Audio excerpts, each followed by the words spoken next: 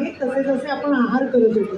पण आता मात्र आपण फास्ट लाईफमध्ये आणि या सगळ्यामध्ये सगळं बिघडवलं आहे आणि त्याचेच परिणाम कुठेतरी आपल्या चेहऱ्यावर, त्वचेवर, केसांवर होताना आपल्याला दिसतात. आणि पुन्हा आपण जातपात हा जरी वेगळा विषय मानला तरी प्रत्येक जातीमध्ये सुद्धा एक एक पदार्थ आहे, त्याला एक एक नावं आहे. कोणी काही त्याला सांजा म्हणतं, कोणी उपमा म्हणतं, कोणी शिरा म्हणतं. प्रत्येकाचे वेगवेगळे प्रकार आहेत आणि प्रत्येक घरामध्ये एकच पदार्थ सगळ्या घरांमध्ये वेगवेगळा होतो. कोणाकडे कसं, कोणाकडे कसं, कोणाकडे आधी मोहरी घालतात, कोणाकडे आधी हिंग घालतात आणि त्यांनी पदार्थाची चव बदलत जाते. आणि त्याच्यामुळे जातपाताच्या पलीकडे सुद्धा प्रत्येक घरामधलं अन्न वेगळं असतं, त्याची चव वेगळी असते, पोळ्या चपात्या करायची पद्धत वेगळी असते, त्यामुळे तो पदार्थ वेगळा लागतो.